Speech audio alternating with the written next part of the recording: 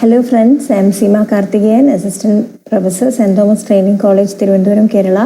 Today I am here to discuss about the topic e-learning and its various possibilities. So various terms are there, that is e-learning, web-based learning, online learning. We can now see one by one. Okay. So by e-learning, the computer and the network hold a significant role in e-learning.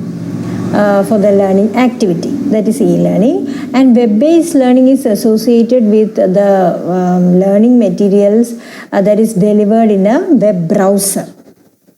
Next, online learning is associated with the content readily accessible on a computer. The content may be on the web or in the internet or in the CD-ROM, etc. Then what is e-learning? The letter E stands for electronic. Then Bernard Laskin, he was a pioneer in e-learning, and he explains the E as exciting, energetic, enthusiastic, emotional, extended, and educational.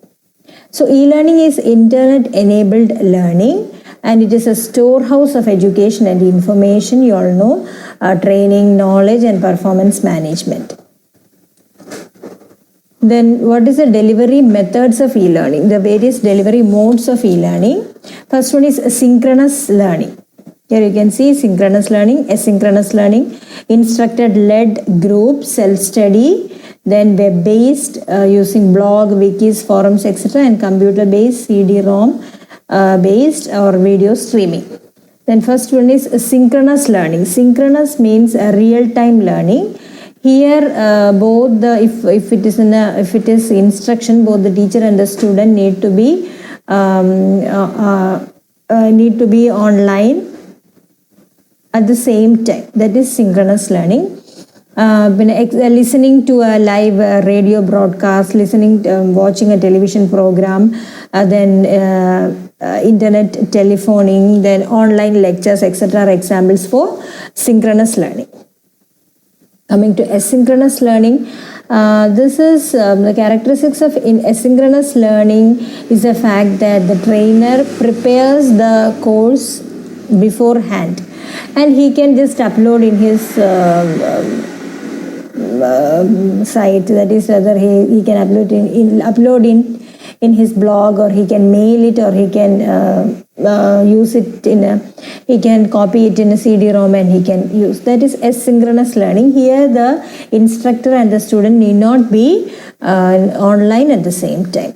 So example, self-paced courses taken from CD-ROMs, then videotaped classes, video lectures, recorded audio tapes, that is called as podcast, etc. can be considered as asynchronous learning. Then here you can see the examples of synchronous learning, that is telephone, screen sharing, chatting, online seminars are examples for synchronous learning.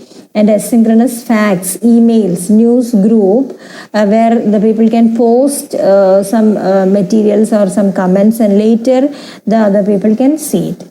Just like email, then computer-based training, etc. are examples for asynchronous learning.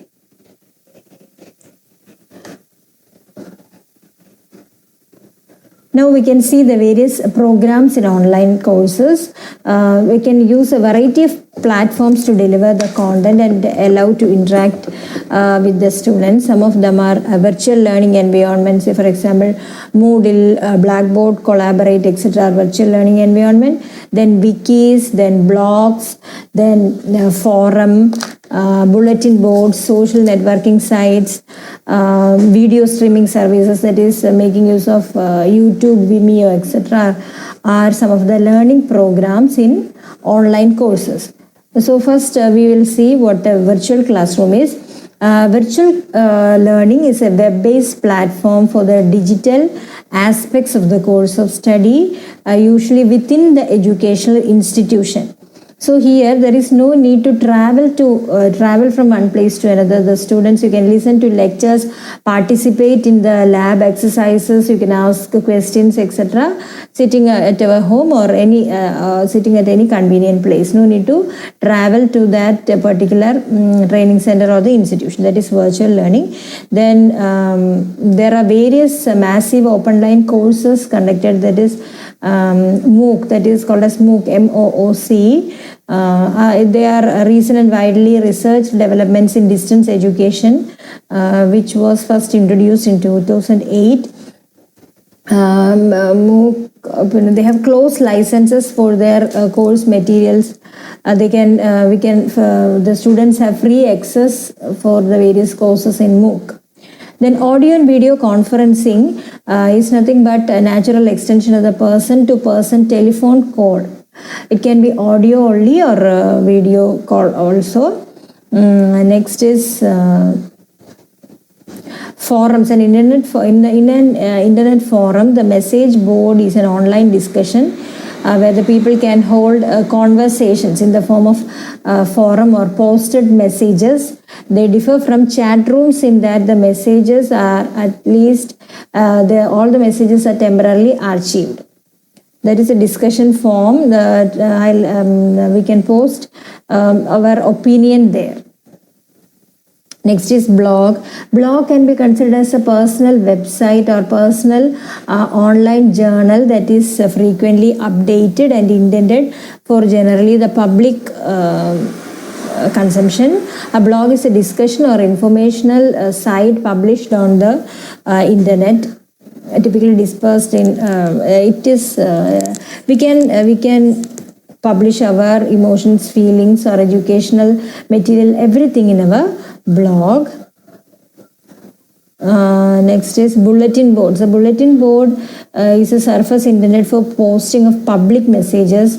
For example, to advertise items and all, we can make use of online bulletin boards. And various social networking sites such as Facebook, Twitter, etc. can provide e-learning, online learning. Next we can see the e-learning tool, the scope of email as a e-learning tool. Every teacher and student should have it. It is a most simplest and the most popular method of type of e-learning tool. The teachers can communicate with the students and parents using email. The students can submit assignment through mails.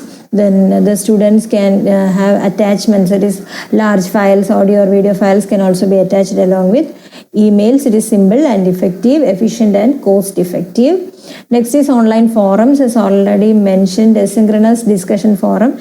The teacher can create discussion groups and he can conduct a discussion on this online forum. The students can post their comments, can encourage community participation too. Collaborative learning can be focused. Then feedback from diverse cultures can be attained.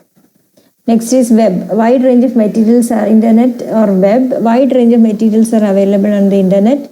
It is a resource center for sharing of resources. It is supported by images, video, audio, animations, etc. Next, video conference. As I have already said, we can conduct live lectures using video conferencing. The students can communicate. Among themselves or with the teacher. Parents can also communicate with their teachers. It is supported by audio, chat, whiteboard, etc.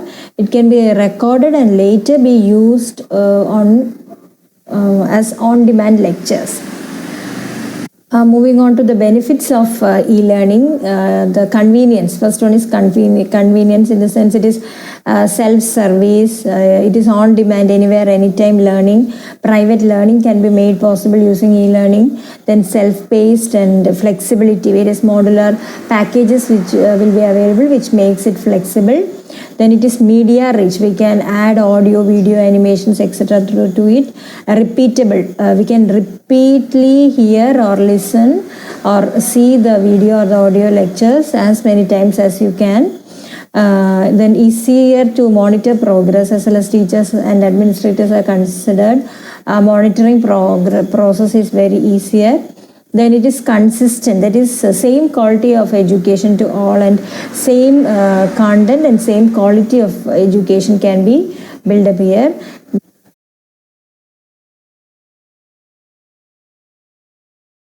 Next, the impacts of teaching learning process. Impact of e-learning on the teaching learning process. It improves efficiency both in teaching and learning. It increases motivation. Both the students and teachers will be motivated.